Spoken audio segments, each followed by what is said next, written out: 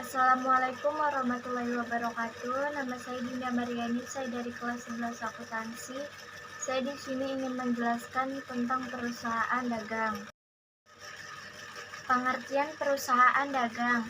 Perusahaan dagang merupakan perusahaan yang memiliki kegiatan utama berupa menyimpan, membeli, serta menjual kembali barang dagang tersebut tanpa memberikan nilai tambah.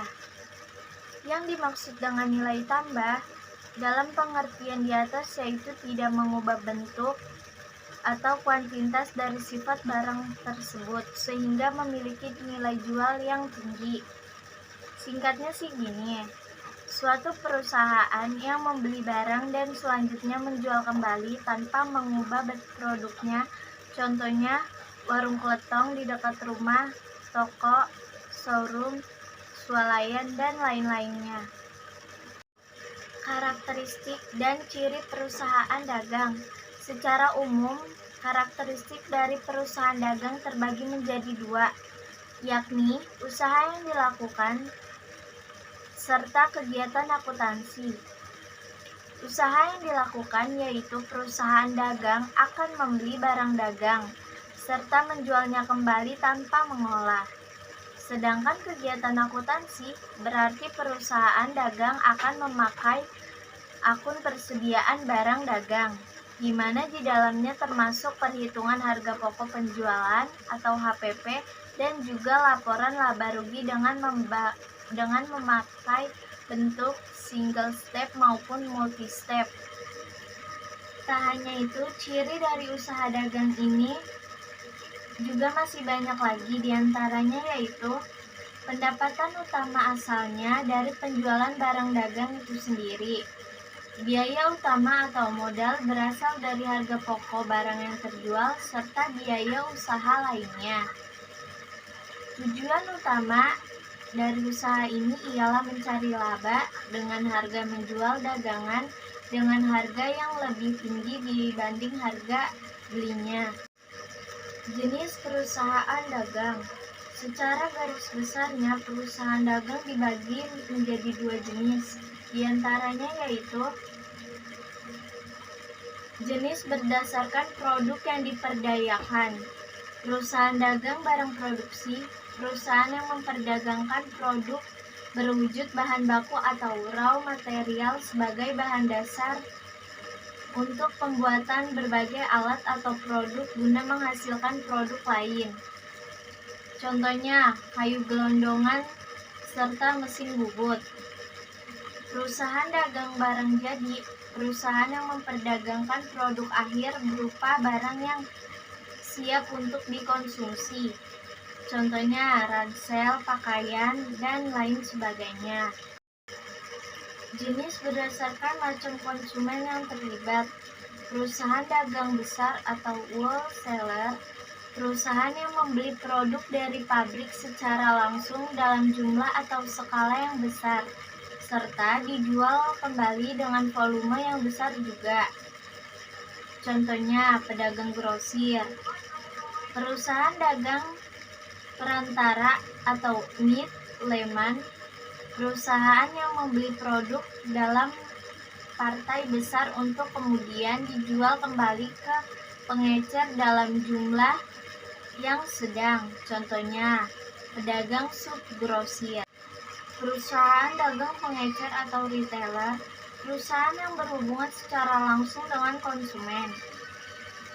Konsumen bisa membeli secara eceran mengenai produk yang ditawarkan. Atau dalam hal ini, retailer sering kita jumpai di lingkungan kita. Contohnya, warung, kios, dan swalayan. Akun-akun atau macam transaksi perusahaan dagang. Pembelian yaitu pencatat kegiatan transaksi pembelian barang dagangan. Penjualan yaitu pencatat kegiatan transaksi penjualan barang dagangan. Retur pembelian yaitu pencatat pengiriman kembali barang dagangan yang sudah dibeli. Retur penjualan yaitu pencatatan penerimaan kembali barang dagangan yang sudah dijual. Potongan pembelian, yaitu pencatatan penerimaan potongan harga dari penjual dagangan. Potongan penjualan yaitu pencatatan penerimaan potongan harga kepada pembeli.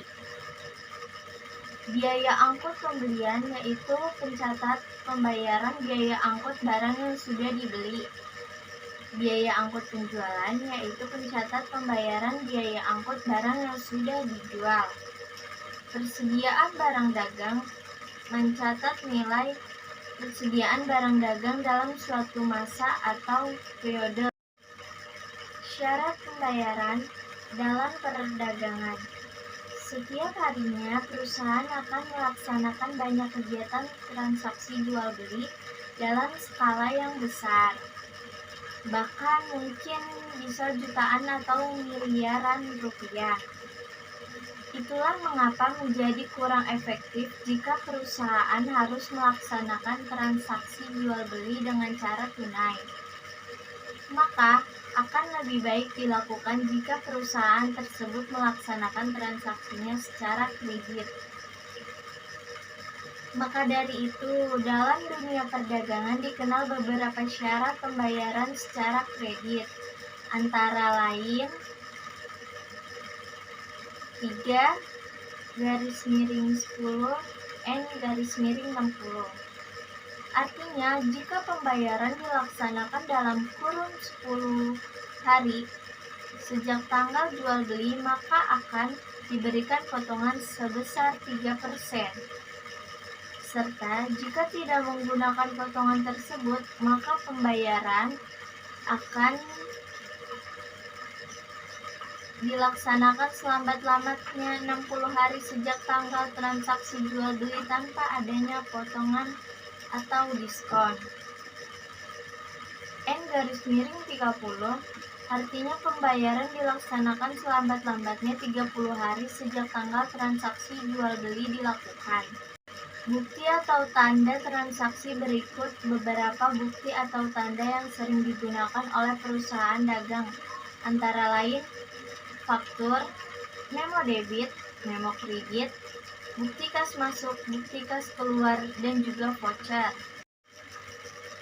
Faktur yaitu bukti perhitungan dari penjualan kredit yang diberikan kepada penjual terhadap pembeli. Contohnya, di tanggal 10 Mei 2008, PT ABC menjual 100 ton beras dengan harga 100.000 kepada PT OPX 2/10 dan N/30. Ini bukti transaksi penjualan. Ini ialah contoh transaksi faktur. Kedua yaitu memo debit. Pengertian dari memo yaitu yang dikirim oleh pembeli terhadap penjual atas tujuan untuk pengembalian barang yang rusak atau tidak sesuai dengan pesanan ataupun harga barang yang tidak sesuai dengan perjanjian. Contohnya, di tanggal 12 Mei 2008, PT XYZ mengembalikan kuintal beras kepada PT QRS sebab beras yang diterima rusak.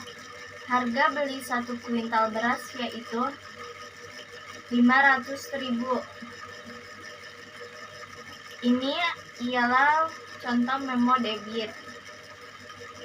Ini contoh transaksi memo debit.